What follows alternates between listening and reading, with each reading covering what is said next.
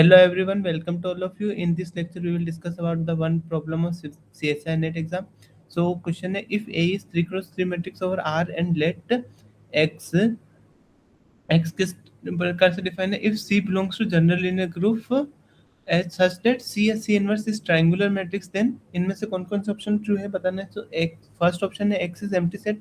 Second option है if X is empty then A is not diagonalizable over C. Third option है if x is empty then a is diagonalizable over c. Fourth option है if x is empty then a has no real eigenvalue. सो हमें question में क्या given है a 3 cross 3 की real matrix और ये set इस प्रकार से डिफाइन है. तो ट्रायंगुलर मैट्रिक्स क्या होती है, या तो अपर ट्रायंगुलर हो या लोअर ट्रायंगुलर. सो मेरी जो सी है सी इनवर्स आएगी ना, वो या तो अपर ट्रायंगुलर हो या फिर लोअर ट्रायंगुलर हो. और मेरी जो ए मैट्रिक्स है वो सिमिलर होगी. मैं without loss of generality upper triangular के सिमिलर बता रहा हूँ. तो यहाँ पे मेरी जो डायगोनल एंट्रीज आएगी वही आइगन वैल्यू होगी. तो समथिंग अगर ऐसी एग्जिस्ट करे जिसके लिए C S C inverse triangular हो, तो इस केस में मेरी जो ये आएगी डायगोनल एंट्रीज वो आइगन वैल्यू आएगी. और डिफरेंट टाइप्स ऐसे भी हो सकती है कि सेम आइगन रिपीट हो जाए. तो यहाँ पे 1 0 0 0 0 0 लेमडा 2 इस टाइप से ही कोई मैट्रिक्स होगी और डिफरेंट टाइप हो जाएंगे बट अपर ट्रायंगुलर होगी. सो इस केस में मेरी जो डायगोनल एंट्रीज होगी वो क्या होगी, आइगन वैल्यू होगी. क्योंकि जो मेरी सिमिलर मैट्रिसेस होती है उनकी आइगन वैल्यू सेम होती है. और अगर मैं सी एस सी इनवर्स कर रहा हूँ तो ए मेरी क्या है, रियल मैट्रिक्स है और सी भी रियल है और सी इनवर्स भी रियल है. तो इनका प्रोडक्ट होकर भी रियल मैट्रिक्स आएगी. तो ये जो डायगोनल एंट्रीज होगी वो इसकी आइगन वैल्यू है. तो यहाँ से हमें क्या मिला, ए ये अपर ट्रायंगुलर कब होगी, जब एक्स नॉट एम्प्टी होगा if and only spectrum of A subset of R का, मीन्स रियल आइगन वैल्यू हो मेरे पास इसकी. सो एक्स एम्प्टी कब होगा, जब मेरे पास इसके पास जो है स्पेक्ट्रम ऑफ ए जो does not belongs to R हो, मीन्स एक्स नॉट एम्प्टी होगा if and only a plus iota b belongs to spectrum of a, और जो b होगा वो नॉट इक्वल टू 0 होगा.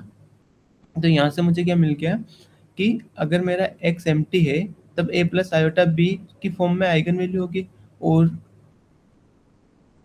जो फैक्ट है वो ये होता है कि अगर मेरी कोई 3 क्रॉस 3 की मैट्रिक्स है तो उसका जो कैरेक्टरिस्टिक पॉलिनोमियल आएगा a माइनस लेमडा आई वो 3 डिग्री में आएगा. और जब भी मेरा और डिग्री होता है तो उसकी एक आइगन वैल्यू रियल होती है. सो हम एज्यूम कर लेते हैं एक आइगन वैल्यू लेमडा है और एक अगर आयोटा प्लस ए प्लस आयोटा बी की फॉर्म की है. सो दूसरी क्या होगी, इसके कॉम्प्लेक्स कॉन्जुगेट होगी. तो ए माइनस आयोटा बी होगी क्योंकि मेरी मैट्रिसेस रियल है. तो ये मेरी आइगन वैल्यू होगी अगर मेरा x equal to empty set है. सो ये तीनों आइगन वैल्यू डिफरेंट है. सो हमें क्या पता है, ए matrix A is diagonalizable if all of its eigenvalues are distinct. Means अगर मेरी सारी आइगन वैल्यू डिफरेंट है तो ये डायगोनलाइजेबल होती है. सो अगर मेरा x इक्वल टू एम्प्टी है तो आइगन वैल्यू क्या आएगी, lambda a plus iota B और a माइनस आयोटा बी. क्यों एम्प्टी कब होगा, जब जब मेरी जो मैट्रिक्स है ए उसकी एक आइगन वैल्यू कॉम्प्लेक्स हो जाए. और एक आइगन वैल्यू कॉम्प्लेक्स हो गई तो इसका कॉन्जुगेट भी होगा रियल के ऊपर. और 3 डिग्री का मैट्रिक्स है. सो 3 डिग्री के केस में एक ना एक रियल आइगन वैल्यू एग्जिस्ट करेगी. सो यहाँ से मुझे क्या मिल गया, अगर मेरा एक्स एम्प्टी है तो डायगोनलाइजेबल और सी आ रहा है, ये ट्रू हो गया, ये फॉल्स. और ये भी एक रियल आइगन वैल्यू मिल रही है तो ये भी फॉल्स हो जाएगा. फर्स्ट ऑप्शन बोल रहा है एक्स इक्वल टू एम्प्टी.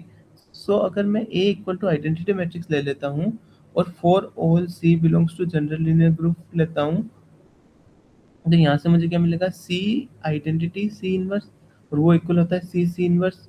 तो वो आइडेंटिटी आ जाएगा. मीन्स ये मेरी अपर और लोअर ट्रायंगुलर मैट्रिक्स होती है। सो यहाँ से मुझे क्या मिल गया, सारी जो मैट्रिसेस होगी वो आ जाएगी, तो X equal to general linear group 3 के इक्वल हो जाएगा, मीन्स एम्प्टी नहीं है।